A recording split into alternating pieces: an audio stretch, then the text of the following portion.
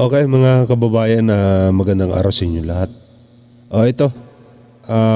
Itong mga nag-file ng COC, kasama na nga dito si Francis Tolentino, si Congressman Wilbert Lee, at saka iba pa. Ito, pakinggan natin mga kababayan. Ng Certificate of Candidacy o COC dito sa off-site COMELEC office ngayong araw, ang re-electionist na si Senador Francis Tolentino na inendorso ni Pangulong Bongbong Marcos. Bukod sa kanya, may isang kongresistang nais maging senador, yan ay si Agri Party List Representative Wilbert Lee, at may mga nais ding magkaroon ng political comeback at may mga bagong mukha rin. Maagang dumagsa ang mga taga-suporta ni Agri Party List Representative Wilbert Lee sa labas ng Manila Hotel. Si Lee ang kauna-unahang naghain ng kandidatura sa pagkasenador sa unang araw ng filing. Nais niyang tumakbo sa ilalim ng partidong Aksyon Demokratiko na itinatag ng namayapang Senador Raul Roco. Sa nakaraang 2 taon, makikita naman po siguro yung ating track record. Sa rules ng COMELEC, 4 na tao lang ang pwedeng sumama sa mga magfa-file pero wala naman daw naging problema sa supporters sa labas ng tent city. Kabayan naman ang unang party list na naghain ng kandidatura at magiging campaign manager nito si incumbent Representative Ron Salo. Pagsapit ng tanghali, dumating ang re-electionist na si Senador Francis Tolentino. Kasama niya ang kapatid, anak at mga kaalyadong sina Cavite Governor John Vic Remulla at Caloocan Congressman Oka Malapitan. Bahagi si Tolentino ng Senate slate ni Pangulong Bongbong Marcos at layong tumakbo sa ilalim ng political party nito na Partido Federal ng Pilipinas. Noong Agosto lang nag-resign si Tolentino mula sa PDP, partido ni dating Pangulong Rodrigo Duterte, dahil anya sa pagkakaiba ng opinyon sa issue ng West Philippine Sea. I still hold President Duterte in the highest esteem.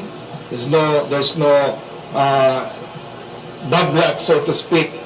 It has to be something aligned with my personal principles that one, for instance, in foreign policy, we should deal on a multilateral basis with our partners. Nais naman i-represent ni Astra Naik ang Bombero Party List pero nananatili raw siyang executive director ng PDP. Samantala, 3 dating kongresista ang nais bumalik sa Kamara bilang mga nominee ng Bayan Muna Party List. Sa unang pagkakataon sa higit 2 dekada, natalo sa eleksyon ng Bayan Muna noong 2022, kaya wala silang representante sa Kamara. Giit nila nagkadayaan. Hindi totoo yung mga sinasabing sumuporta kay Duterte. Whether we become majority or minority in the House of Representatives, we will always be independent. Nais din magbalik politika ni dating Manila Mayor at Congressman Lito Atienza bilang buhay party list representative. Haharangan niya raw ang abortion at divorce at hindi raw siya sang-ayon sa takbo ng Kamara ngayon. Hindi puro investigasyon. We're talking about arrest guru for the past 3 months. Gusto namang muling sumubok ni dating presidential candidate Jose Montemayor this time sa senatorial elections. Naniniwala siyang mas malaki ang tsansa niya ngayon. Ngayon, mas malaki ang advantage dahil nakilala na po ako. No? Ilang mga na-disqualify na noon bilang nuisance candidate ang nais mapasama na ngayon sa balota bilang senatorial candidate. Kabilang dyan ang security guard na si Phil De Los Reyes. Aanin po natin yung yaman o yung mga mayayaman na tumatakbo at sila lang nauupo. At pag nakaupo na, bulag pipi at bingi na. Ilan sa mga bagong mukhang nais sumabak sa politika, guro, karpintero, abogado at vloggers. Gusto ko pong i-represent yung pong mga content creators, mga online sellers, mga freelancers. So lahat po ng mga netizens, marami po sa ating kababayan ang napo-frustrate na sa klase ng politika na meron tayo. Kampihan ng mga maralita at manggagawa. Simple lang naman ang dahilan kung bakit po kami nag-file. Di pa ba tayo sawa sa klase ng politika na meron tayo ngayon? Pamilya ang namumuno sa atin. Isinara ang day 1 ng filing ng COC alas 5 ng hapon at ayon sa COMELEC, 17 ang mga naghain ng kandidatura para tumakbong senador at 15 naman ang mga party list representatives na gustong magkaroon ng pwesto sa Kamara. Para sa impormasyong napapanahon at on demand, Amor Santos, Newswatch Plus. Ayan mga kababayan, iboto nyo po. Iboto nyo yung mga gusto nyo. Hindi ko sinasabi dito na wag nyo iboto yung mga hindi nyo gusto. Sila, maraming gusto maging senador, marami gusto maging congressman. Kabilang na nga dyan yung TikToker, na partiless manggagawa. Andyan din si Mark Gamboa na vlogger na gustong maging senador. Boto nyo po yan kung gusto nyo. Kung hindi nyo gusto, huwag nyo iboto. Nandyan din yung si Francis Tolentino na nagbabalik bilang senador.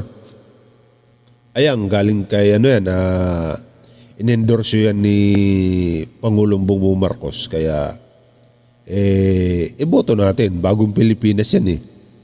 Kaya lang, dito kay Tolentino, mukhang hindi siya iboboto ng mga DDS. Kasi galit sila dito eh.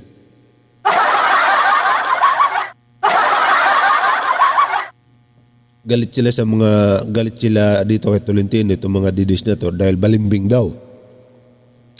Hindi naman nila alam kung anong dahilan, di ba? Ang alam lang nila, lumipat, hindi pinagtanggol si Digong. Paano mo naman ipagtatanggol yung mga ganyan na napakaraming kasalanan, di ba? Alam nyo mga kababayan, AJK, plunder, korupsyon, parmali, nagkunyari na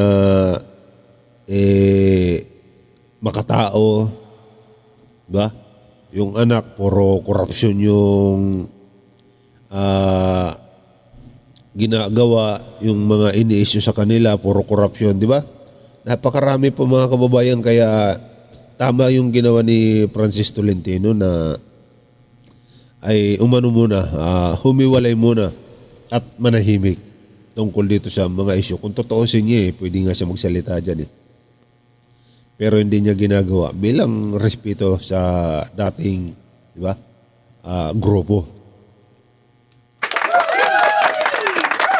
Kaya iboto nyo po yan, Francis Tolentino. At siyempre, yan din, si Congressman Wilbert Lee. Gusto maging senador. Kung gusto nyo, iboto nyo yan. Kung ayaw nyo, huwag nyo iboto. Diba? Simple lang naman yan eh. Kapag nanalo sila, yan, babalik, si Congressman nagbabalik, atin siya. Si makulay ang buhay, di ba? Pakulay-kulay yung damit. Pero ngayon mukhang hindi na kulay-kulay ang damit eh. Mukhang nagbago na. Sila po mga kababayan yung mga naghain ng COC kahapon. Aabangan naman natin ngayon yung mga naghain ng maghahain pa muli. Siyempre yung mga sikat dyan, pinakahuli yan. Huling-huli yan kasi may mga pinaplano pa mga yan eh.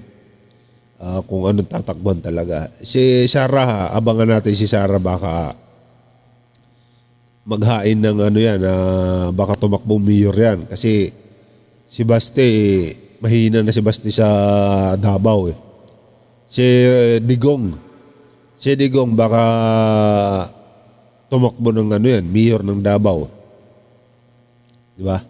Kaya abangan talaga ng mga vlogger yan. Wala naman sila impormasyon yan eh. Bigla na lang darating yan kung anong tatakbo ni Digong. Okay? Sinisipon pa talaga ako. Pasensya na.